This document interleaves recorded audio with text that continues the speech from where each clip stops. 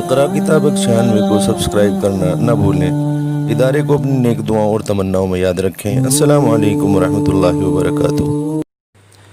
عزیز دوستو، اقرا کتاب 96 چینل کو سبسکرائب کرنا نہ بھولیں اور مقرر شعلہ بیان حضرت مولانا قاری محمد حنیف ملتانی رحمۃ اللہ علیہ کا یہ آخری بیان ہے آپ کی زندگی کا، سماعت فرمائیں۔ اللہم بارک علی محمد وعلی آل محمد کما بارکت علی ابراہیم وعلی آل ابراہیم انک حمید مجید۔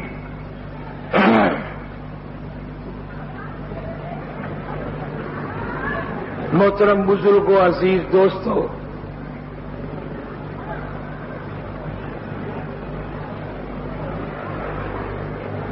تقریباً آج آخری اجلاس ہے۔ اللہ سبحانہ و تعالی ان حضرات کی محنت، کوشش، دوڑ دھوپ قبول فرمائے اور حضور کریم صلی اللہ علیہ وسلم کا ہم سب کو غلام بنائے، صحابہ کرام رضوان اللہ تعالی علیہم اجمعین کی جماعت کا پورا ہم سب کو غلام بنائے۔ کوشش ہے آدمی کی، بس اور کیا کر سکتا ہے۔ وہ لوگ بھی اس دنیا میں ہیں جو نہ نماز پڑھتے ہیں، نہ قرآن پڑھتے ہیں، نہ درود پاک پڑھتے ہیں، جلدیاں لگائی اور لائٹیں جلائی اور سال ختم۔ یہی دین ہے، یہی ایمان ہے کہ جلدیاں لگاؤ اور لائٹیں جلاؤ، بس دین کا کام مکمل ہو گیا۔ سیدنا ابو بکر صدیق رضی اللہ تعالی عنہ نے 22 برس تک حکومت فرمائی۔ آپ یقین جانیے کہ نہ لائٹ ہے، نہ جھنڈی ہے، نہ کوئی طریقہ ہے، کچھ بھی تو نہیں۔ 12 ساڑھے 12 سال حضرت فاروق اعظم رضی اللہ تعالی عنہ نے حکومت فرمائی۔ نہ جھنڈی ہے، نہ لائٹ ہے، نہ روشنی ہے، نہ راستے بند ہے، نہ اہتمام ہے، نہ کچھ بھی تو نہیں۔ جناب عثمان رضی اللہ تعالی عنہ نے 12 ساڑھے 12 سال حکومت فرمائی، ان چیزوں کا وجود نہیں۔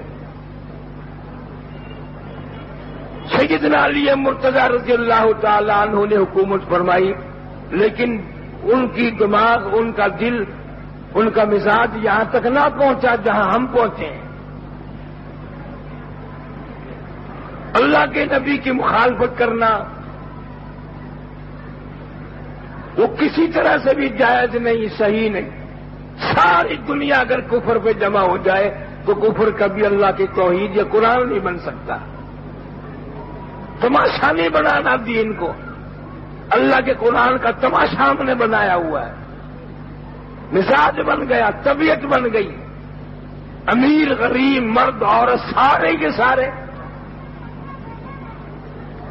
یہ چیز تو ہمارے بس کی ہے نہیں کسی کی بھی، کہ جس کی موت آئے اور وہ یہ کہہ دے کہ قاری حنیف ملتان والا آیا ہوا ہے، مجھے معاف کر دے، اس کا تختہ کر دے، اس کا رگڑا نکال دے۔ کیونکہ اسرائیل نہ تو پیسے ویسے لیتا اور نہ عہدوں کا بھوکا، اور نہ وہ بادشاہ کو چھوڑتا ہے، نہ فقیر کو، نہ وزیر کو، کسی کو معاف نہیں کرتا۔ وقت آیا جس کا آیا سو آیا، وہ کھڑا ہو، بیٹھا ہو، سویا ہوا ہو، جاگتا ہو، دفتر میں ہو، سڑک پہ ہو، سواری میں ہو، اسپتال میں تڑپ کے مر رہا ہو، موت آ ہی جائے گی۔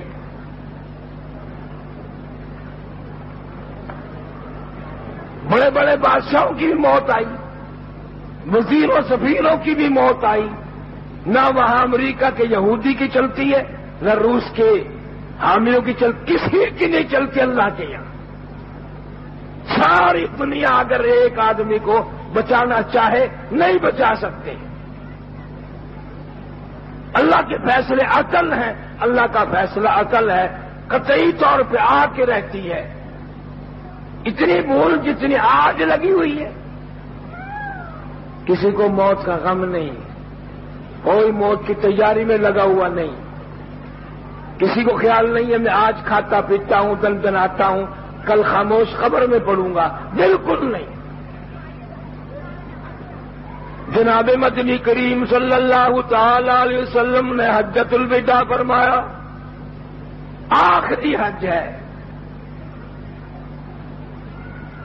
اور کتابوں میں حجۃ الوداع کا خطبہ موجود ہے، اللہ کے پیغمبر کا آخری خطبہ، آخری حج، اس کے بعد حج نصیب نہیں ہوا۔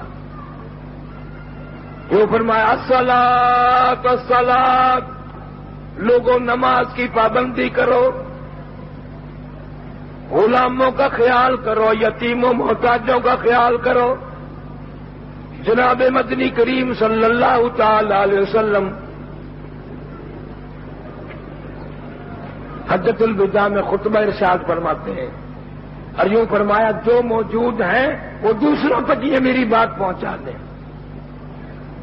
میں نے اللہ کا دین پہنچا دیا، اللہ کا قرآن پہنچا دیا، کوئی چیز ایمان قرآن میں سے میں نے چھپا کے نہیں رکھی۔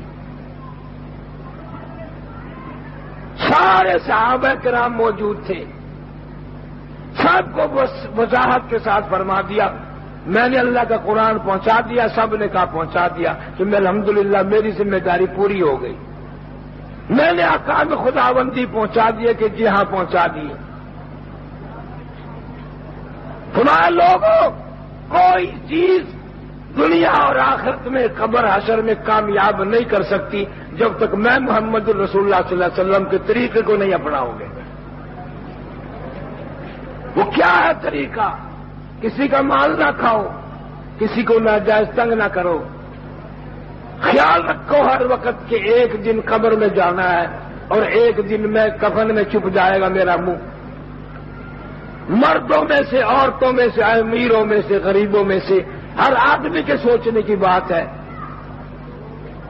دروازہ بند کرنے کے بعد یہ سوچا کرے اب تو میں نے دروازہ بند کیا ہے، صبح ہوگی دروازہ کھلے گا، ایک دن قبر میں ایسا بند ہوں گا قیامت آ جائے گی مگر کھلوں گا نہیں، میرا منہ کفن میں ایسا چھپے گا قیامت قائم ہو جائے گی مگر منہ کھلے گا نہیں۔ بڑے بڑے لوگ روئے اس مقام کو، اس ٹھکانے کو لوگ روتے گئے، اور کامیابی کرنے والوں نے کامیابی بھی کی۔ ملتان میں ایک روڈ ہے، حافظ جمال روڈ اس کا نام ہے، حافظ صاحب مرحوم کا انتقال ہوا تو وصیت نامہ لکھا ہوا تھا، میری نماز جنازہ وہ آدمی پڑھائے جس کی ساری زندگی میں تہجد کی نماز قضا نہ ہوئی ہو، میری نماز جنازہ وہ آدمی پڑھائے جس کی ساری زندگی میں عصر کی سنتیں کبھی قضا نہ ہوئی ہو، میری نماز جنازہ وہ آدمی پڑھائے جس کی ساری زندگی میں جماعت کی نماز قضا نہ ہوئی ہو۔ جنازہ تیار تھا، ہزاروں نہیں لاکھوں لوگ آئے ہوئے تھے، وصیت نامے کو دیکھ دیکھ کر خاموش کھڑے تھے، کوئی جرت نہیں کرتا تھا جنازہ پڑھانے کی۔ آخر عصر کا وقت ہوا، ایک آدمی آیا، کپڑوں پہ غبار تھا، پیروں پہ غبار تھا، اس نے کہا صفیں درست کرو میں جنازہ پڑھاؤں گا۔ انہوں نے کہا حضرت وصیت نامہ دیکھا؟ تو خود ہی فرمایا الحمدللہ جب سے میں نے ہوش سنبھالا ہے میری تہجد کی نماز کبھی قضا نہیں ہوئی، جب سے میں نے ہوش سنبھالا ہے کبھی میری عصر کی سنت قضا نہیں ہوئی، جب سے میں نے ہوش سنبھالا ہے ساری زندگی میں میری جماعت کی نماز کبھی قضا نہیں ہوئی۔ انہوں نے کہا حضرت آپ کہاں سے آئے ہیں؟ فرمایا خواجہ خدا بخش میرا نام ہے، ذات کا کمبار ہوں، خیر پور تامہ والی سے آیا ہوں۔ کسی نے اعتراض نہیں کیا کہ آپ کے اندر یہ صفتیں نہیں ہیں یا یہ خصلتیں نہیں پائی جاتی، آپ کیسے پڑھائیں گے؟ ملتان کی تاریخ میں لکھا ہے خواجہ خدا بخش نے کھڑے ہو کے اللہ والے کا جنازہ پڑھا دیا۔ میں تمہیں نہیں کہتا کہ تم بھی لکھ کر رکھنا ورنہ بغیر جنازے کی قبر میں جانا پڑے گا، ملے گا ہی نہیں۔ جماعت کی نماز والا تو کیا، یہاں تو ایسا مچھ ڈنڈا آئے گا جس نے کبھی بھی نہ پڑھی ہو کہ چلو میں اخبار میں فوٹو تو آئے گا۔ پہلے بزرگوں کی یہ عادات تھی، اب لوگ فلانے بزرگ نے آخر بابا فرید 12 سال تک خوہ میں الٹا لچکا رہا، اور بدماشی تم کرو، زنا تم کرو، شراب تم پیو، جھوٹ تم بولو، حرام تم کھاؤ، اور بابا فرید الٹا لٹکے کیوں گئی؟ اس کا کیا گناہ ہے؟ پھر ان کی نمازیں کہاں گئی؟ پھر ان کی وہ عادات کہاں پوری کیسے پوری ہوں گی جنہوں نے تہجد کی نماز ایک دن بھی قضا نہ کی؟ کس طرح ان کی عادات پوری ہوں گی؟ نماز تہجد عصر کی سنتیں کس طرح پوری ہوں گی؟ 1,49,000 صحابہ کرام میں سے کبھی کسی نے نماز نہ قضا کی، نہ چھوڑی، نہ ان کی نماز قضا ہوئی۔ تابعین، تبع تابعین، سلف صالحین، اہل بیت اعظام میں جتنے اللہ والے تھے تمام کے تمام دین کے پابند تھے، قرآن کے پابند تھے، اپنے اللہ اور اس کے رسول کے احکام کے پابند تھے۔ حضور کریم صلی اللہ علیہ وسلم نے پہلے سمجھا دیا کہ دین کی تکمیل اس میں ہے کہ آدمی کلمہ پڑھتا ہوا مرے۔ آج کلمہ پڑھتا ہوا کون مر رہا ہے؟ 100 میں سے ایک آدمی نہیں ہے جس کی کلمہ پڑھتے ہوئے موت آئے۔ مشکوٰۃ شریف میں حدیث پاک موجود ہے، حضور صلی اللہ علیہ وسلم نے فرمایا، او لوگوں، موت کے وقت کی پیاس سے پناہ مانگو، اتنی زبردست پیاس لگتی ہے سمندر پلا دو پیاس نہیں بجھتی۔ حدیث پاک میں آتا، او لوگوں، موت کی تلخی سے پناہ مانگو، اتنا زبردست منہ کڑوا ہوتا قیامت آ جائے گی مگر منہ سے تلخی نہ جائے گی۔ سیدنا عیسیٰ علیہ الصلوۃ والسلام کے واقعات میں لکھا ہے، تشریف لائے، معجزات دکھائے، وَأُحْيِي الْمَوْتَىٰ بِإِذْنِ اللَّهِ، مردوں کو زندہ کر دیا کرتے تھے۔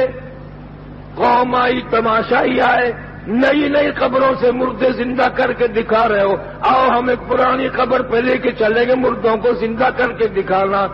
عیسیٰ علیہ السلام تشریف لے گئے، قبر کے کنارے پہ کھڑے ہو کے فرمایا، قم بإذن اللہ، اللہ کے حکم سے زندہ ہو جا۔ ایک زندہ ہو کر نوجوان سامنے آ گیا۔ عیسیٰ علیہ السلام نے پوچھا، بھائی جان آپ کا نام کیا ہے، آپ کون ہیں؟ انہوں نے فرمایا، میرا نام سام ہے، میں حضرت نوح علیہ السلام کا بیٹا ہوں۔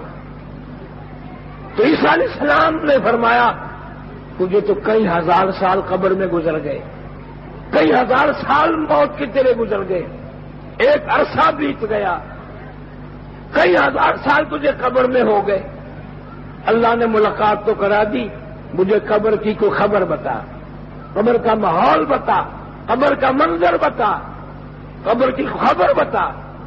علماء کرام نے لکھا، وہ نوجوان رونے لگا اور کہنے لگا، عیسیٰ علیہ السلام آپ کو قبر کی پڑی ہے، قبر کی خبر پوچھنا چاہتے ہیں، آپ مجھ سے پہلے یہ کیوں نہیں پوچھتے کہ موت کا جھٹکا کتنا شدید ہے؟ مالک کائنات کی قسم ہے، اس وقت آپ کے سامنے کھڑا ہوں، سر کے بالوں سے لے کر پیروں کے ناخنوں تک میرا سارا جسم کڑوا ہے۔ اتنی زبردست تلخی منہ میں آئے گی، تیرے بھی آئے گی، میرے بھی آئے گی، کون بچا سکتا ہے؟ نہ کسی کے پاس بچانے کا اہتمام ہے اور نہ کنٹرول ہے، کوئی بھی نہیں بچا سکتا، نہ سمجھا سکتا۔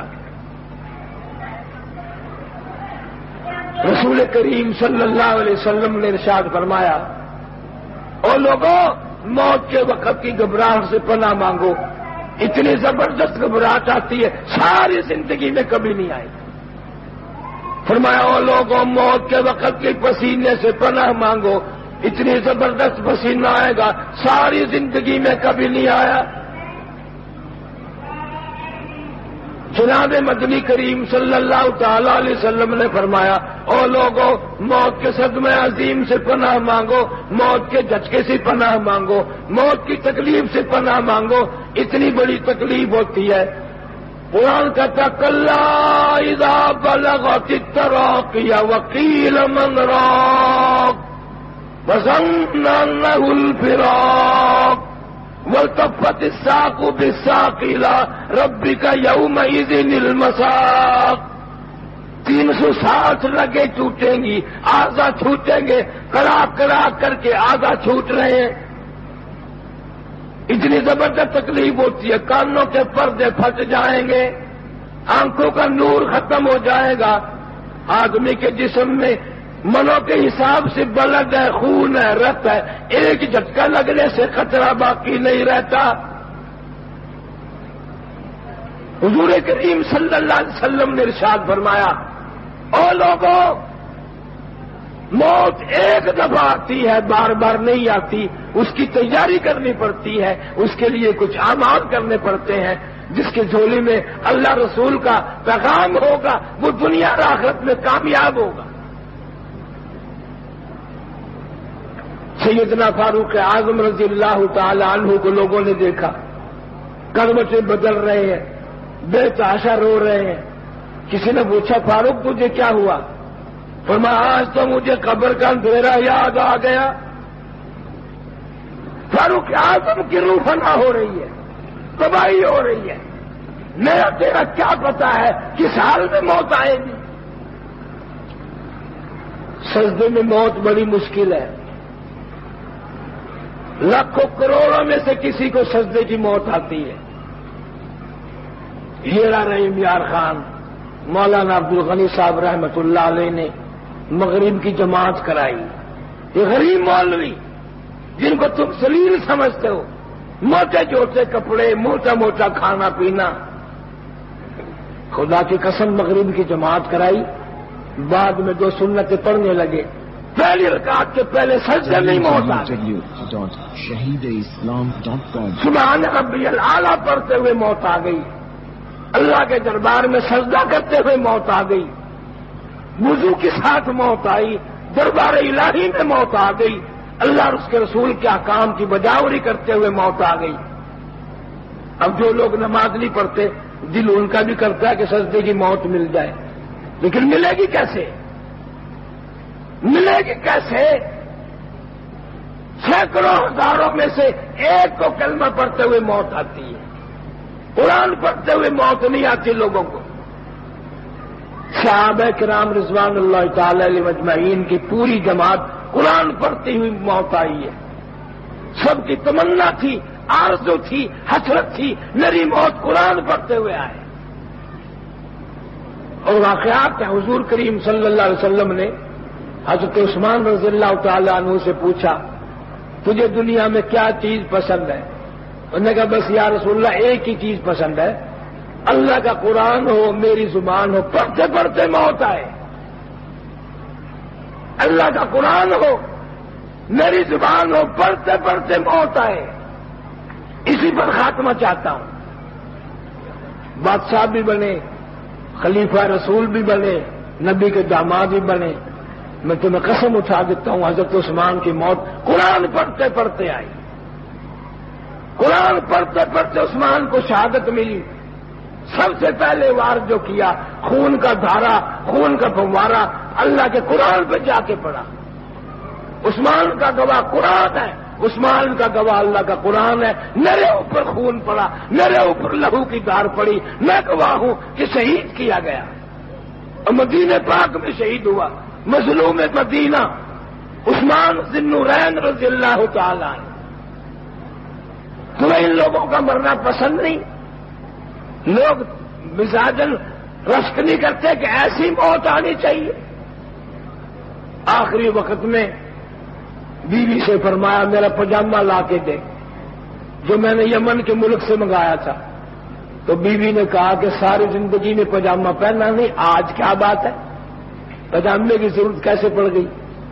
فرمایا، ابھی ابھی قرآن پڑھتے پڑھتے ذرا نیند سی آ گئی تھی، غنودگی آ گئی تھی، گیل آ گئی تھی، حضور صلی اللہ علیہ وسلم کی میں نے زیارت کی، آپ نے فرمایا، عثمان آ جا، آج شام کا روزہ اکٹھے افطار کریں گے، میرا یقین ہے کہ آج شہادت ملے گی، موت آئے گی۔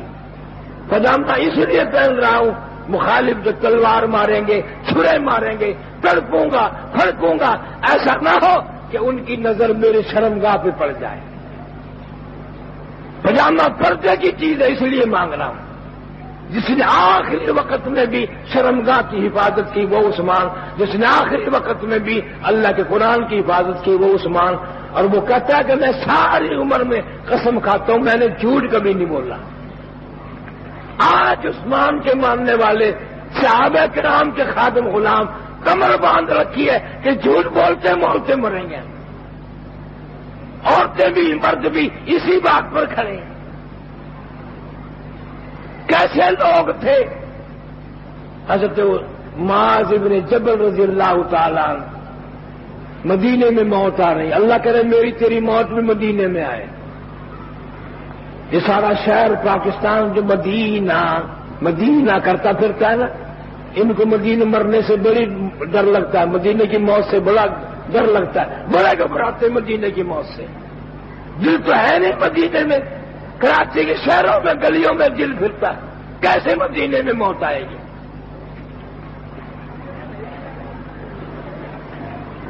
مدینے کی موت بہت اعلیٰ درجے کی موت ہے. جن لوگوں نے مدینے کی موت کی دعا کی، حسرت کی، تمنا کی، خدا کی قسم 20-20 سال مدینے گلیوں میں بیٹھنا پڑا، موت کا انتظار کرنا پڑا، لیکن اللہ نے دیا. ان کو تمنا تھی، حسرت تھی، آرزو تھی.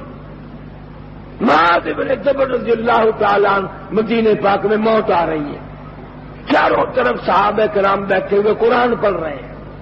کون سا قرآن؟ جس سے آج ہم کو نفرت ہے، جو عورتوں کو وارا نہیں کھاتا، جو مردوں کو وارا نہیں کھاتا، ہماری اولاد کو وارا نہیں کھاتا. ایک زمانہ تھا عورتیں تو قرآن اتنی پڑھتی تھی. میں سن 80 میں ہندوستان گیا تھا، ملیر کوٹلے کا بھیجا تھا، پٹیالے شہر کچہری میں کچھ لکھوانے کے لیے گئے. ہم کچہری میں بیٹھے تھے تو ہندو سکھوں میں بھگدڑ مچی، ادھر سے ادھر بھاگ رہے ہیں، ادھر سے ادھر بھاگ رہے ہیں، ادھر سے بھاگ رہے ہیں. سچی بات بڑا ڈر لگا ہمیں کہ یہ ہمارا تختہ نہ کر دیں. تو ہم نے اس سکھ وکیل سے پوچھا کہ کیا ہوا، یہ بھگدڑ کیسی ہے؟ اس نے کہا ہماری برادری کی ایک لڑکی عورت مر گئی. میں نے کہا اچھا، ساری دنیا مرتی ہے. وہ کہنے لگا ہم نے اپنے مذہب اور اپنے رسومات کے مطابق اس کو غسل دیا، کفن دیا، لکڑیاں منگوائی، ان لکڑیوں میں اس کو چنا، آگ لگائی. قسم کھا کے سکھنے لگا ساری لکڑیاں جل کے خاک ہو گئی، مگر اس بچی کا بال بھی نہ جلا، ناخون نہ جلا. دوبارہ لکڑیاں لائی گئی، پھر آگ لگائی گئی، ساری جل کر خاک ہو گئی، مگر اس بچی کا ناخون بھی نہ جلا. ہندو قوم بڑی سیانی ہوتی ہے، مسلمان جو جو بڈھا ہوگا پاگل ہوتا جائے گا، بے وقوف بنتا جائے گا. پنڈتوں نے، ہندوؤں نے میٹنگ کی کہ جس کمرے میں، جس مکان میں یہ رہتی تھی، اس گھر میں ہاتھ دیواروں پہ پھیر کے دیکھو، کوئی آلہ، کوئی جالا، کوئی تاک لپا ہوا ہوگا. وہ دیکھ کے آج نہیں ملا. انہوں نے کہا یہ ہو ہی نہیں سکتا، تم نے تحقیق اچھی طرح نہیں کی. جب تجسس کر کے دیکھا تو ایک آلہ مل گیا، ایک تاک مل گیا، جالا مل گیا. اس کو کھول کے دیکھا تو اس میں اللہ کا قرآن رکھا ہوا ہے. چھپ کر مسلمان بنی تھی، ظاہر نہ کیا کہ ماریں گے، اللہ کا قرآن رکھ دیا، حفاظت کر دی. کافر کا پلیت ہاتھ نہ لگے اللہ کے پاک کلام کو. اس نے قرآن کی عزت کی، اللہ نے اس کی عزت کی. تو میرے قرآن کو بچا رہی ہے، مجھے اپنی کبریائی کی قسم، میں تجھے بچاؤں گا. ساری لکڑیاں جل جائیں گی، تو نہ جلے گی. علاقے کے پنڈتوں نے، ہندوؤں نے جو ساری کوشش کر لی، 5-4 گھر وہاں مسلمانوں کے تھے، ان کو بلایا اور میت ان کے حوالے کر دی. یہ غسل دو، کفن دو، جنازہ پڑھو، یہ آپ لوگوں کی ہماری نہیں ہے. میں قسمیہ کہتا ہوں اس لڑکی کے جنازہ پڑھنے والوں میں میں بھی شامل تھا. ہم پھر جنازہ پڑھنے ہی چلے گئے. 5 آدمی تھے، ہم 5 جنازے میں شامل ہوئے. قرآن والے کو دنیا کی آگ نہیں جلاتی، جہنم کی آگ نہیں جلائے گی. ایمان ہو، یقین ہو کہ یہ اللہ کا قرآن ہے. آج لوگوں نے ڈھنگ بنایا ہوا ہے، مرنے کے بعد ملا اکٹھے کرتے ہیں، پرلا ارلا، یہ ملا وہ ملا، اور جو لڑکیاں عورتیں قرآن پڑھتی ہیں نا، مولوی کو بٹھا کے کہتی ہیں جو ہم نے قرآن کلمہ پڑھا ہے وہ بھی تیرے ملک۔ ملا بڑا چلاک ہوتا ہے، وہ چپ کر کے اپنی ماں کو باپ کو بخش کے بھاگ جاتا ہے، چوری کر گیا تمہیں پتہ ہی نہ چلا۔ کون اللہ کا قرآن کسی کو دے؟ کیوں پڑھے؟ تیری ماں اس کی ماسی لگتی ہے، تیرا باپ اس کا ماما لگتا ہے، وہ تو اپنوں کو بخشے گا، تو اس کا کیا لگتا ہے؟ اس لیے مسلمانوں آنکھ کھولو، تیاری کرو، اللہ کے قرآن کو پڑھنا شروع کر دو، خدا کی قسم ساری مصیبتیں دور ہو جائیں گی۔ صحابہ کرام نے کابل سے لے کر طرابلس تک کا علاقہ ان بھوکے ننگوں نے فتح کیا، آج اس میں سے تیسرا حصہ علاقہ مسلمانوں کے پاس نہیں ہے، سارا اندلس کافروں کے پاس ہے۔ یہ سارے بڑے بڑے ملک یہودیوں نصارا عیسائیوں کے پاس ہے، مسلمانوں کے پاس نہیں ہے۔ نبی کریم صلی اللہ علیہ وسلم کے زمانے میں، اللہ والوں کے دور میں ایک آدمی مرا، مولانا جنید بغدادی رحمت اللہ علیہ تشریف لائے، اللہ پاک کی طرف سے الہام ہوا کہ چل کر میرے ولی کا جنازہ پڑا۔ بستی میں گیا، علاقے میں گیا، پتا چلا کہ یہاں فوتگی ہوئی ہے، یہاں بندہ مرا ہے۔ انہوں نے کہا جو مرا ہے مجھے اسی گھر والی سے ملاؤ، بڑھیا سے ملایا کہ یہ آدمی کیا ایسا کام کرتا تھا جو اللہ نے مجھے بھیجا جنازے کے لیے۔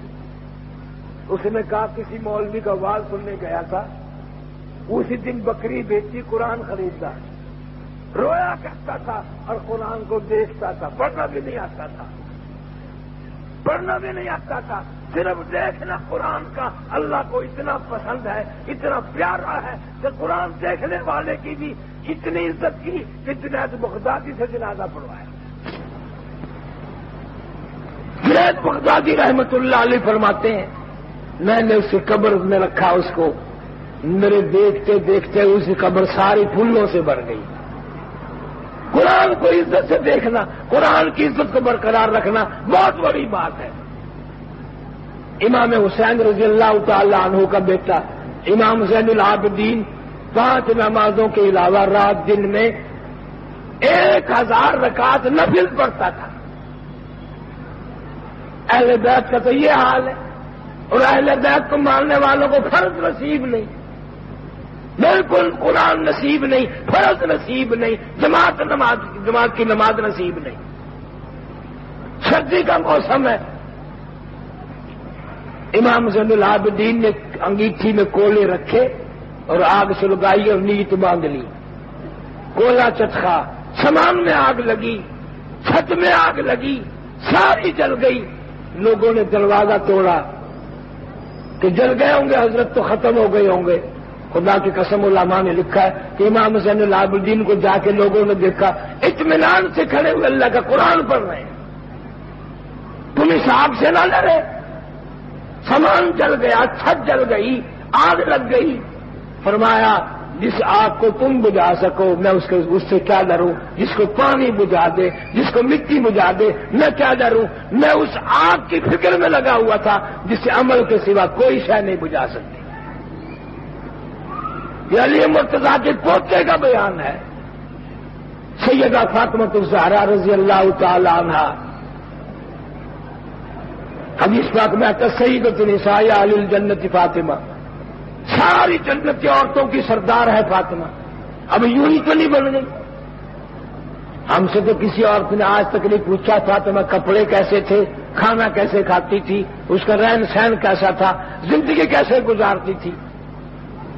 سیدہ فاطمہ الزہرا رضی اللہ تعالیٰ عنہ جو واقعات میں لکھا ہے، مدنی کریم صلی اللہ علیہ وسلم مکان پہ تشریف لائے، آواز دی بیٹی میں اندر آیا چاہتا ہوں، برائی ہوئی، رونے کیسی آواز میں آواز دی، ابا تشریف لانے سے پہلے اپنی چادر اندر پھینک لو۔ حضور کریم صلی اللہ علیہ وسلم نے اپنی چادر پھینک دی اور تشریف لائے۔ فرمایا بیٹی آج چادر کیوں مانگی؟ پہلے عرض کی ابا اتنا کپڑا نہیں ہے جو سارا بدن چھپا سکے، پھر نبی کی موجودگی میں نماز کی نیت باندھی، دلام سے گر پڑی، پھر نیت باندھی، پھر دلام سے گر پڑی، پھر نیت باندھی، پھر دلام سے گر پڑی۔ حضور صلی اللہ علیہ وسلم نے پوچھا بیٹی یہ کیا ہے؟ عرض کی ابا تیری فاطمہ کا آج 4 دن کا فاقہ ہے، بھوک کی وجہ سے نماز میں گر رہی ہوں، دریا کرم جوش میں آیا، رحمت کا دریا جوش میں آیا۔ فرمایا بیٹی مصلی کو اٹھا کے دیکھو۔ سیدہ فاطمہ الزہرا نے مصلی اٹھایا، مصلی کے جا نماز کے نیچے کی ساری زمین سونے کی بن گئی۔ کراچی عورتوں کو میں نے نہیں کہا کہ صبح کی نماز کے وقت دیکھنا مصلی کے نیچے کی زمین سونے کی بن جائے گی، کبھی ساری عورتیں مصلی پلٹ کے نہ دیکھیں۔ اور تو کہاں اور نبی کی دعا کہاں، فاطمہ کہاں اور تو کہاں، تیرا معاملہ ان سے بہت الگ تھلگ ہے۔ www.shahideislam.com حضور کریم صلی اللہ علیہ وسلم نے فرما دیا جتنا دل کرے سونا اٹھا لے، لیکن قیامت میں حساب دینا پڑے گا۔ علماء نے لکھا کہ فاطمہ الزہرا نے بھوک کی حالت میں، ننگ کی حالت میں سونے کو تھوک دیا اور عرض کے ابا فاقے منظور ہے، قیامت کا الجھاؤ منظور نہیں۔ آخری وقت آیا، حضرت علی رضی اللہ تعالیٰ عنہ کو بلایا، فرمایا اے ولی میری ایک وصیت ہے اس کو پورا کرنا، اگر میری موت دن میں آ جائے تو جنازہ پھر بھی رات کو اٹھانا۔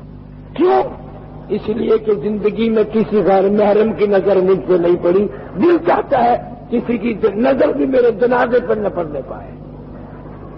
علامہ شاہ عبد العزیز محدث دہلوی رحمۃ اللہ علیہ نے لکھا ہے قیامت کا میدان ہوگا، پلسرات لگے گی، نبی گزریں گے، ولی گزریں گے، غوث گزریں گے، کتب ابدال گزریں گے، ایک فرشتہ اعلان کرے گا یا معاشر الانبیاء والاولیاء یغضوا من ابصارکم، او کلیم اللہ، او ابراہیم خلیل اللہ، اے اسماعیل ذبیح اللہ، اے عیسیٰ روح اللہ، سب اپنی نظروں کو بند کر لو، اس لیے کہ خاتون جنت پلسرات سے گزرنے والی۔ ولیوں، کتبوں، ابدالوں، صحابہ کرام تمام کے تمام اپنی نگاہوں کو نیچا کر لو، اس لیے کہ خاتون جنت پلسرات سے گزرنے والی ہے۔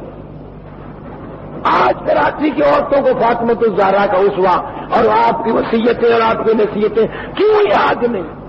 جنٹلمینی میں بڑا غلط ہوتا، تمام مسلمان ڈوب کے مرے کہ کہاں اہل بیت گئے اور کہاں صحابہ کرام اور کہاں ہم لوگوں کی موت۔ جناب مدنی کریم صلی اللہ علیہ وسلم کا آخری وقت آیا، حجۃ الوداع میں جماعت نماز فرمایا، مکہ مکرمہ میں سر مبارک میں درد ہوا، راستے میں بخار ہو گیا، بے ہوشی شروع ہو گئی، مدینے پاک میں پہنچے تو زبردست بے ہوشی تھی، دیوانے پروانے مستانے تڑپ رہے ہیں، رو رہے ہیں، لم تلدنی امی، اے میری ماں مجھے جلنا نہ تھا، اگر جانا تھا تو آج کا دن تو نہ دیکھنا پڑتا کہ میں حضور کی زیارت نہیں کر سکتا۔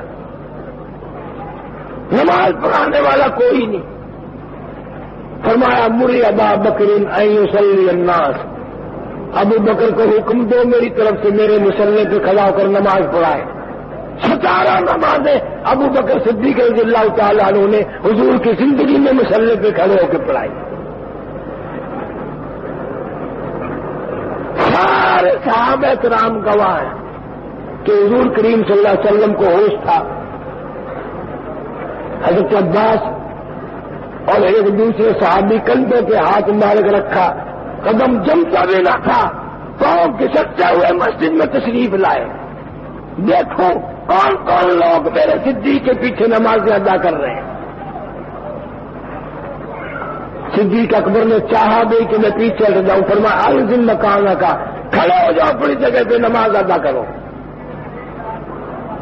حضور کریم صلی اللہ تعالی علیہ وسلم منبر پر تشریف فرما ہوئے، دیوانے بھی آ گئے، پروانے بھی آ گئے، فرمایا الوداع اے دوستو اب جلد اتر جائیں گے ہم، اور پھر کبھی اس دنیا کمینی میں نہیں آئیں گے ہم۔ جس نے میری زیارت کرنی ہو، دیدار کرنا ہو وہ کر لے، میں آج دنیا سے جاؤں گا، اس کے بعد دنیا میں نہ آؤں گا۔ کھڑے ہو کر اعلان کر دیا جس کو میں نے گالی دی ہے وہ آج نکال لے، جس کا مال لیا ہو وہ آج وصول کر لے، جس کو مارا ہو مجھے آج مار لے، قیامت میں بدلہ نہ لے، قیامت برا مقام ہے، مر جاؤں گا، حالات تباہ ہو جائیں گے۔ ایک صحابی اٹھا اور کہنے لگا یا رسول اللہ، جب آپ بار بار اعلان فرما رہے ہیں، میری کمر سے آپ کے ہاتھ مبارک سے چھڑی لگ گئی تھی اور میرا بدن اس وقت ننگا تھا، میں بدلا لوں گا۔ فاروق اعظم کے تیور بدلے، صحابہ کرام گھبرا گئے، آج یہ نبی کو مارے گا، آج یہ رسول خدا صلی اللہ علیہ وسلم کو مارے گا۔ خدا کی قسم بیماری کی حالت میں کانپتے ہوئے ہاتھوں سے حضور صلی اللہ علیہ وسلم نے اپنی کمر سے کرتا اٹھا دیا، دو کندھوں کے درمیان مہر نبوت تھی، اس کو بوسہ دے کر کہنے لگا مجھے آپ نے کم مارا تھا، میری عمر بھر کی حسرت تھی، آرزو تھی، تمنا تھی، میں نے اس مہر نبوت کو بوسہ دینا تھا، میں نے چومنا تھا، میرا ارادہ تھا، میں اس لیے باہر نہ بنا رہا تھا۔ یہ جگہ بڑی کھچن ہے، یہ مقام بڑا اوکھا ہے، مرنا مرنا مرنا، آج یہ مرا کل کو وہ مرا، آج یہ بیوی بچوں کو چھوڑ گیا، لاوارث کر گیا، یتیم بنا گیا، کل کو تیرے یتیم ہو جائیں گے، میرے یتیم ہو جائیں گے، کون ساری زندگی بیٹھا رہے گا؟ کوئی بھی نہیں بیٹھے گا، نہ دنیا میں رہے گا۔ حضور کریم صلی اللہ علیہ وسلم گھر جا کے پھر آرام فرمانے لگے، بے ہوشی ہوئی، پھر ہوش آیا۔ جس وقت تشریف لائے دنیا میں سیدہ آمنہ خاتون رضی اللہ تعالی عنہا کی گود کی اور چولی تھی، اور جب دنیا سے تشریف لے گئے اما عائشہ صدیقہ رضی اللہ تعالی عنہا کی جولی تھی۔ اور تو تمہیں مبارک ہو، نبی آیا بھی تیری جولی میں، نبی رخصت بھی تیری جولی سے ہوا۔ نہ صدیق کی جھولی تھی، نہ فاروق کی تھی، نہ عثمان کی تھی، نہ علی مرتضیٰ کی تھی، کسی کی بھی نہیں۔ آئے تو اما حلیمہ آمنہ خاتون کی جھولی ہے، اور جب دنیا سے گئے اما عائشہ صدیقہ اور فاطمہ الزہرا کی جھولی ہے۔ آپ نے ارشاد فرمایا میری عائشہ ٹھنڈا پانی لے آ، سمجھی میرے نبی کو پیاس لگی ہے، پیئیں گے یا وضو فرمائیں گے، پانی لائی، حاضر خدمت ہو گئی، اشارہ فرما دیا یہاں رکھ دے، اور آپ اپنا ہاتھ مبارک اس پانی میں بھگو بھگو کر چہرے انور پہ چھینٹے مارنے شروع فرما دیے۔ اما عائشہ صدیقہ فرماتی ہے میرا دل پھٹنے لگا، میرا کلیجہ پھٹنے لگا، نبی اللہ یہ کیا؟ فرمایا عائشہ تو نہیں جانتی موت کتنی گھبراہٹ والی ہے، یہ معلوم نہیں ہے کہ موت کیسا مقام ہے اور کیسی جگہ ہے اور کس طرح کا جھگڑا ہے اور کہاں سے پار کرنا پڑتا ہے۔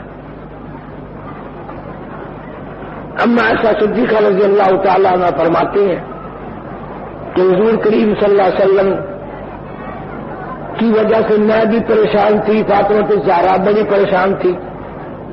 کسی نے دروازے کو دستک دی، کنڈی کھٹکھٹائی، ہم نے ادھر کان لگایا، آواز آئی حل ادخلوا کا فی البیت، کیا مجھے گھر میں آنے کی اجازت ہے؟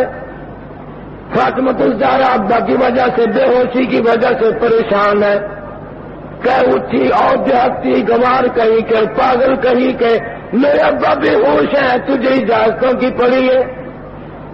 جناب رسول کریم صلی اللہ علیہ وسلم نے بھی سن لیا، ہاتھ پکڑ کے فرمایا بیٹی کس کو دیہاتی کہتی ہو، کس کو گوار کہتی ہو؟ یہ تو وہ ہے جو بچوں کو یتیم بنا دے، یہ تو وہ ہے جو عورتوں کا سہاگ اجاڑ دے، لاج اجاڑ دے، راج ختم کر دے، یہ تو تیرا ابا کا مقام ہے جو اجازت مانگ رہا ہے۔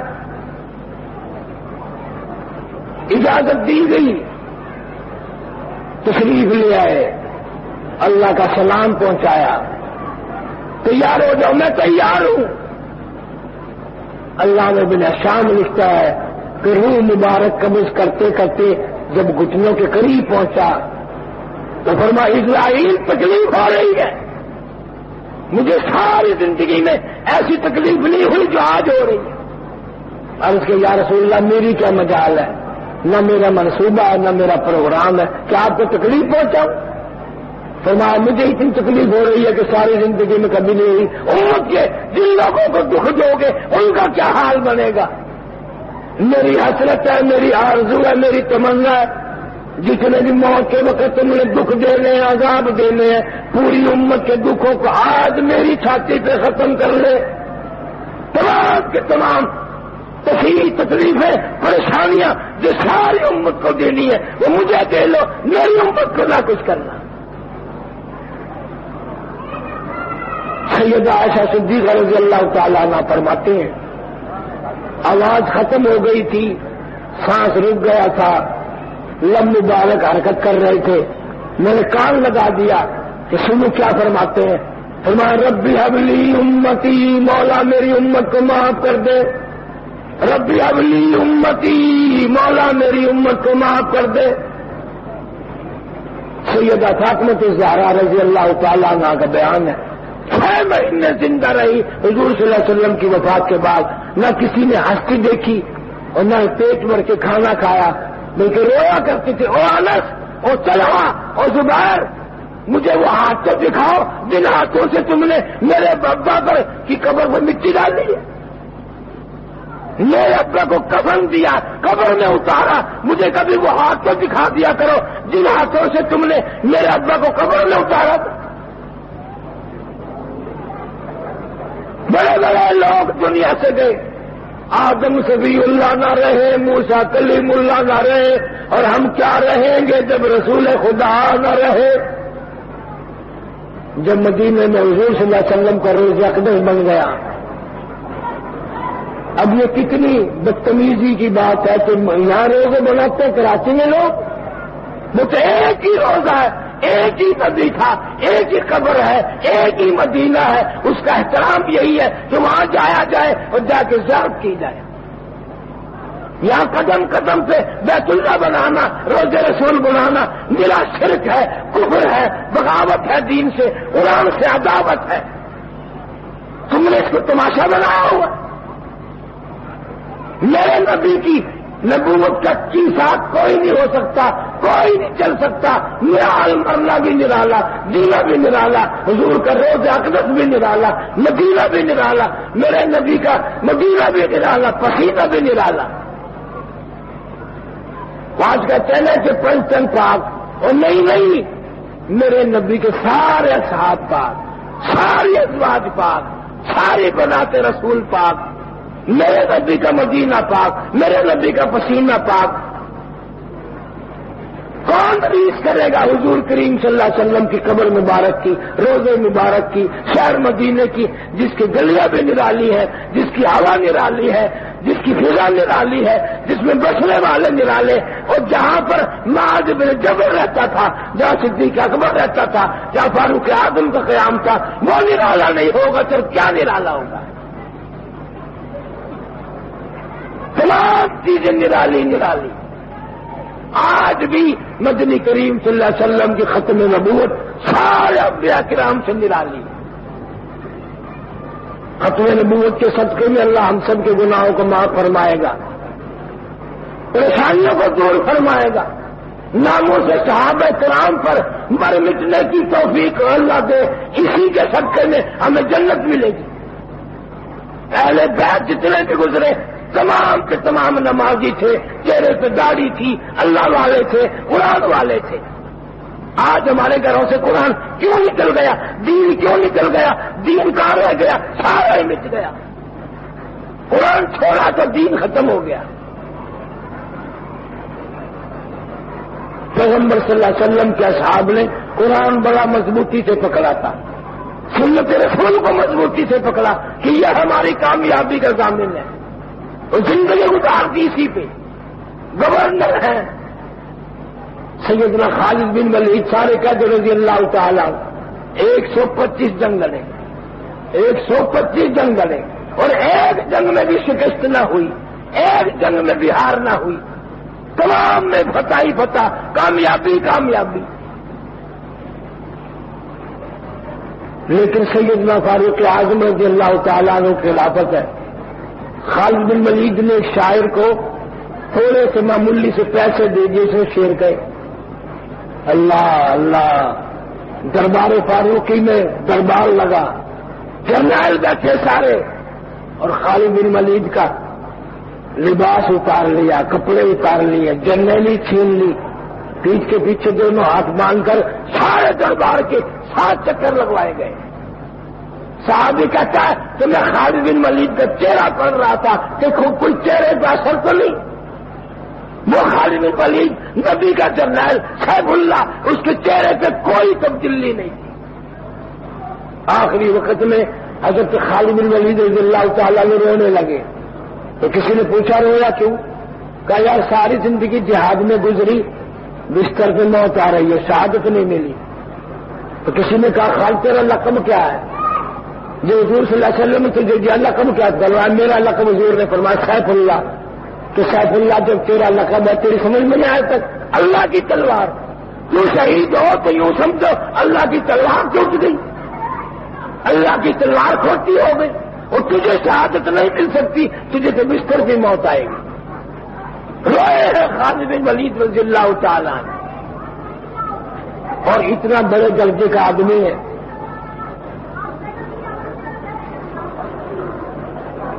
औरत मर्द तो मर्द रहे, औरतों ने इस जमाने में कमाल कर दिया। खालिद बिन सईद रज़ियल्लाहु ताला अन्हु एक सहाबी है, जंग हो रहा है, जिहाद हो रहा है, लड़ाई जारी है।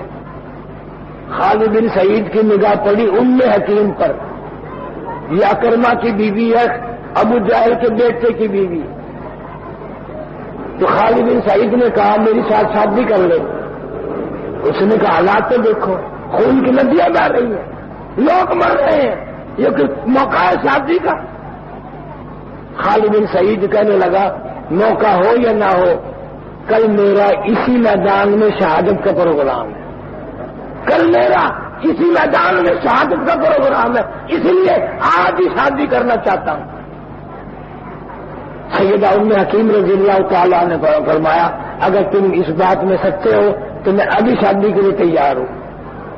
किसी ने नहीं कहा कि तुझे बेवा बनने की आदत पड़ गई, कल अकरमा शहीद हुए बेवा बनी, कल को ये खालिद बिन सईद शहीद हो जाएगा फिर बेवा बनेगी, रोज रोज बेवा बनती रहेगी। फरमाया नहीं नहीं, मैंने ये सोचा कि क़यामत का दिन होगा, अल्लाह पाक आवाज लगाएंगे 2 शहीदों की बेवा को बुलाओ, 2 शहीदों की बेवा को बुलाओ, मैं अल्लाह के दरबार में हाजिर हो जाऊंगी। इसलिए मैंने प्रोग्राम बनाया कि कल जिसने शहादत का इरादा कर रखा है मैं आज शादी करना चाहती हूं। सुबह हुई, तैयारी की जहाज की। उम्मे हकीम ने पूछा दाईं तरफ हमला करोगे या बाईं तरफ? और लगा तेरा क्या मतलब? क्या अगर तुम दाईं तरफ करोगे तो मैं बाईं तरफ करूंगी, तुम बाईं तरफ करोगे तो मैं दाईं तरफ करूंगी, ताकि पूरे घराने का हिस्सा बन जाए जिहाद में। औरतें ऐसी हैं जिहाद के लिए तैयार हैं, क्या कोशिश कर रही हैं, क्या तदबीर कर रही हैं, क्या प्रोग्राम बना रही हैं। आज कौन सोचे कैसे शहादत मिलेगी, कहां से मिलेगी? हज़रत खंसा रज़ियल्लाहु ताला अन्हा बेवा औरत है, मदीने में रहती है। मगरिब की नमाज के बाद अचानक रोने लग गई।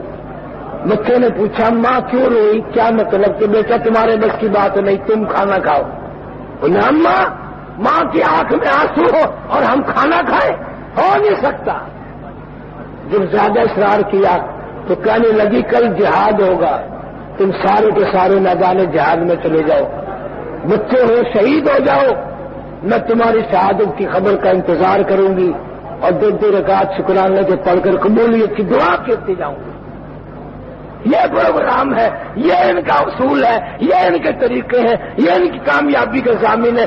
आज जो मुसलमानों ने जिहाद छोड़ दिया, कुरान छोड़ दिया, शहादत का प्रोग्राम छोड़ दिया, अब कोई भी तुम्हें दुनिया में पूछने वाला नहीं। जो आता है वही मारता है, जो आता है वही मारता है।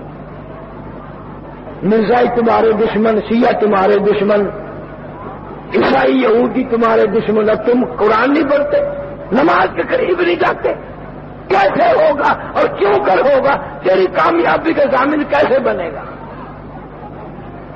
फरमा आखिरी वक्त है, पता नहीं किस हाल में मौत आएगी। कहता चूरू है जिस्म इतना करम कीजियो, غسل آہستہ سے دیجیو، او میرے کپڑے اتارو سنبھال کے۔ آج تو چیڑی انگلی بھی چھڑے کی طرح لگتی ہے۔ میں موت کا صدمہ اٹھا کے آیا، میں موت کا جھٹکا کھا کے آیا۔ کہتا کنبا قبیلہ چھوڑو کی واری، سچے گھر کی کرتے ہی یاری، یہ نہ سمجھنا کیلی سدھاری، سبھی چلیں گے باری باری۔ یہاں سے نمبر لگے ہوئے ہیں، آج تیرا نمبر ہے، کل میرا نمبر ہے۔ آج اس بلڈنگ سے جنازہ اٹھا، کل اس بلڈنگ سے جنازہ نکلے گا، لوگ روئیں گے، پچھتائیں گے، چکرے ماریں گے، بنے گا کچھ نہیں۔ کامیاب ہے وہ لوگ جن کو اللہ پاک مرتے وقت قرآن کی، کلمے کی، درود پاک کی توفیق دے۔ دوسری پڑھتا ہوا جو مرے، میں تمہیں سام لکھ دیتا ہوں، جنت ہی جنت ہے، کوئی اس کو پوچھنے والا نہیں۔ یہ وہ ہے جو میرے نبی کریم صلی اللہ علیہ وسلم کی ذات پہ دوسری پڑھتے ہوئے جس کی موت آئی تھی۔ حدیث پاک میں آتا ہے کہ قیامت کا دن ہوگا، اللہ پاک اعلان فرمائیں گے قرآن والے آگے آ جائیں۔ عرض کیا جائے گا یا اللہ قرآن والوں سے کون مراد ہے؟ جواب ملے گا میں قرآن والا اس کو کہتا ہوں، میں گواہ ہوں، قرآن میرا تھا، زبان اس کی تھی، قرآن پڑھتے پڑھتے موت آئی۔ یا اللہ ان لوگوں کی پہچان کیا ہے؟ فرمایا میدان حشر میں چکر لگا کے دیکھو، آج بھی ان کے منہ سے کستوری کی خوشبو آ رہی ہے۔ آج بھی چکر لگا کے دیکھو، ان کے منہ سے کستوری کی خوشبو آ رہی ہے کہ یہ ہے وہ لوگ جو قرآن پاک پڑھتے مرے تھے، دوسری پڑھتے ہوئے مرے تھے۔ مولانا جعفر تھنیسری رحمۃ اللہ علیہ علماء دیوبند میں سے ہیں۔ یہ قربانیاں تو ساری علماء دیوبند کی تقدیر میں اللہ نے لکھی۔ قربانی دینوں نہیں ہے اور قربانی کون دے؟ آؤ مقابلہ کرو، اپنے بزرگوں کو لاؤ، اپنے بڑوں کو لاؤ اور میرے بڑوں کو لاؤ، مقابلہ کر کے دیکھو کہ قرآن پہ جان کس نے دی ہے، اسلام پہ جان کس نے دی ہے۔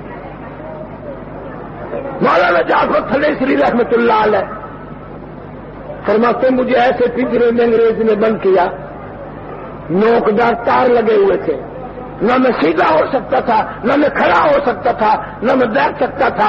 میں نے یہ فیصلہ کر لیا ہر حال میں، ہر سانس میں درود پاک پڑھوں گا، میں درود شریف پڑھتا پڑھتا مر جاؤں گا۔ فرماتے اچانک مجھے چکر آیا، میں نوکدار تاروں پہ گرا، ادھر مجھے مدنی کریم صلی اللہ علیہ وسلم کی زیارت ہو گئی، خواب میں نہیں، جی پہ جاگتے سامنے زیارت ہو گئی۔ اور میں یوں کہتا ہوا پھرا ساری زندگی لیے پھرتی ہے بلبل،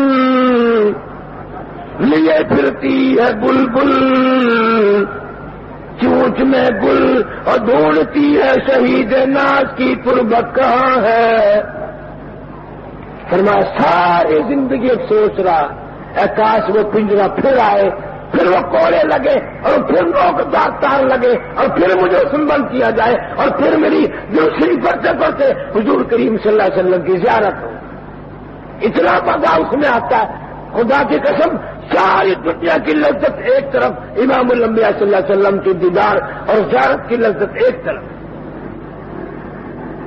سعد بن ربی رضی اللہ تعالی عنہ جوان صحابی ہے، جہاد ختم ہوا، زخمیوں میں نہیں ملتا، شہیدوں میں نہیں ملتا، غازیوں میں نہیں ملتا۔ کسی کو ماں یاد کرے گی، کسی کی دھی یاد کرے گی، کسی کی بہن یاد کرے گی، کسی کی گھر والی یاد کرے گی۔ سعد بن ربی رضی اللہ تعالیٰ عنہ کو حضور صلی اللہ علیہ وسلم مدینہ پاک میں یاد فرما رہے اور رو رہے ہیں، میرا سعد بن ربی کہیں نہیں ملتا، گیا کہاں ہے؟ دو جوان صحابیوں کو حکم دیا کہ پہاڑ کی چوٹی پہ کھڑے ہو کر آواز لگاؤ، سعد بن ربی تجھے امام الانبیاء صلی اللہ علیہ وسلم نے بلایا، حضور بلا رہے ہیں تجھے۔ محدثین نے لکھا ایک غار میں سے دھیمی دھیمی سی آواز آئی، میں چل نہیں سکتا، تم آ جاؤ، میرے قریب آ جاؤ۔ یہ دونوں حضرات پہنچے، 80 کے قریب زخم ہے، لہو ٹپک رہا ہے، خون رس رہا ہے، اور کہنے لگا مجھے اٹھا کے لے کے چلو۔ میں اب کہاں جائے گا؟ بیوی سے ملنا ہے؟ کہا نہیں۔ بچوں سے ملنا ہے؟ فرمایا نہیں۔ کیا ہے؟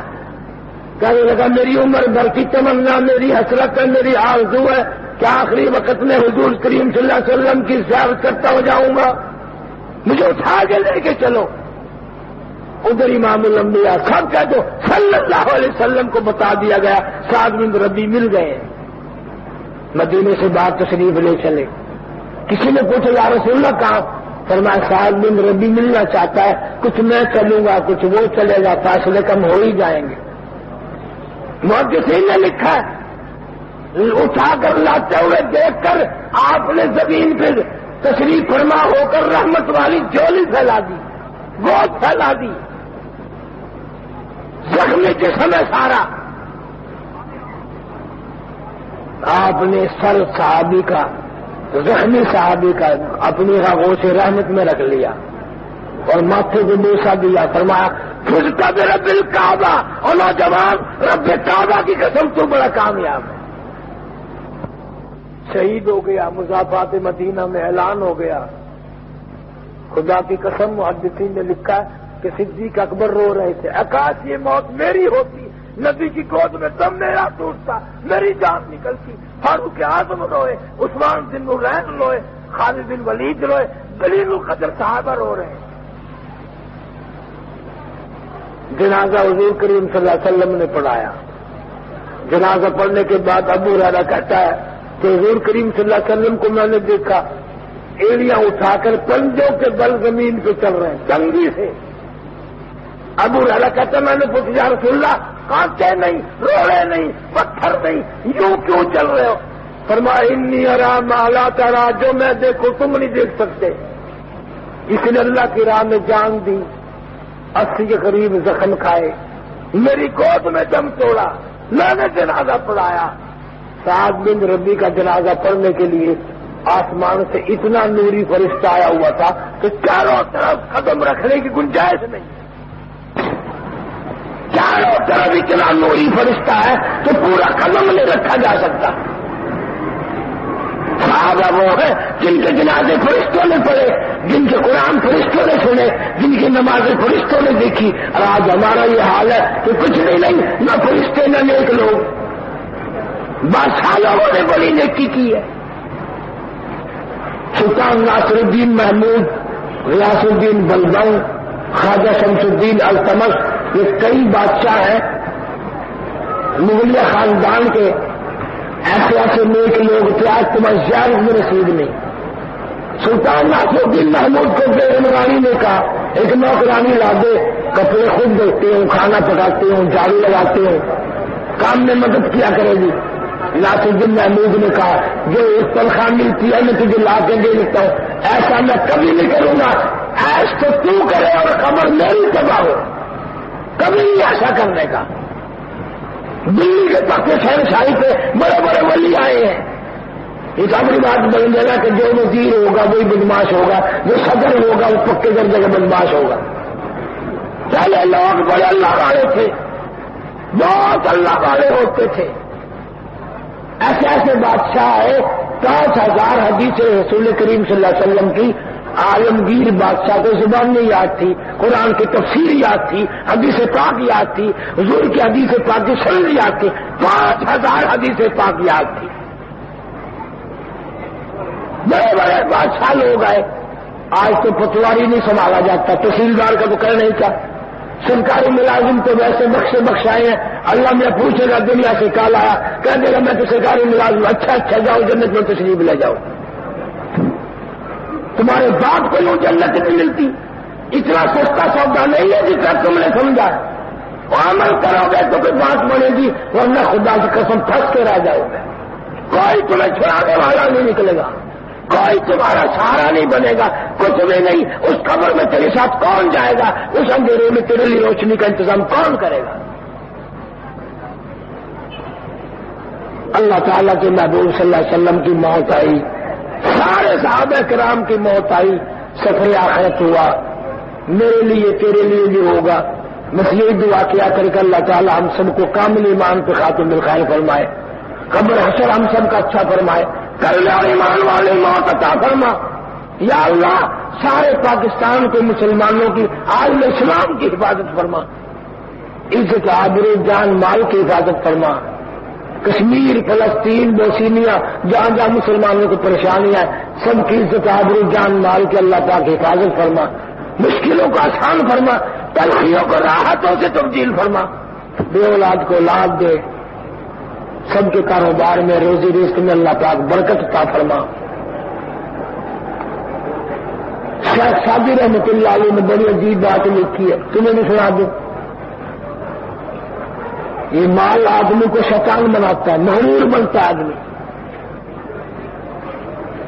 ایک آدمی سیٹ ہے، بہت مالدار ہے، بیوی کے ساتھ مل کے کھانا کھا رہا ہے، مسکرا رہا ہے، ہنس رہے ہیں دونوں، سردی کا موسم ہے، یخ موسم ہے، ٹھنڈی رات ہے، کسی نے دروازے پہ دستک دی، شیخ صاحب نکلے، انہوں نے کون ہے کہ میں فقیر ہوں، لاتے ماری، تماچے مارے، اس فقیر نے پھر دوسرے دروازے پہ صدا کر دی، واللہ الغنی وانتم الفقراء، یا اللہ 3 دن کی بھوک نے میرے پیٹ میں آگ لگا دی، مانگی روٹی ملی لاتے، ملے تماچے تیری مرضی، بڑا بے نیاز ہے، دینا جانتا ہے تو لینا بھی جانتا ہے۔ آ گئی مصیبت، شیخ صاحب کا آج یہ گودام گیا، کل وہ توڑ گیا، پرسوں وہ دکان گئی، ٹکڑوں کے محتاج بن گیا، فقیر بن گیا۔ بیوی نے بھی کہا میری جان چھوڑ، طلاق دے، تیرے پاس تو روٹی بھی نہیں۔ انہوں نے کہا تو بھی جا بابا، تو سارے ہی کچھ چلا گیا، تو کیوں رہتی ہے؟ اس کی عورت نے عدت پوری کر کے نکاح دوسری جگہ کر لیا۔ وہی رات ہے، یخ موسم ہے، ٹھنڈی ہوا ہے، بارش ہو رہی ہے، برف باری ہے، اور میاں بیوی عورت یہی ہے، خامن دوسرا، مل کے کھانا کھا رہے ہیں۔ کسی نے دروازے پہ دستک دی تو گھر والا کہنے لگا یہ عادی فقیر نہیں ہے، پتہ نہیں اس کے پیچھے بچے بھوکے ہیں یا عورت بھوکی ہے، سارا ہی کھانا اس کو دیا، ہم اور بنا لیں گے، دوپہر کھایا تھا، کون سے مرنے لگے ہیں؟ عورت جب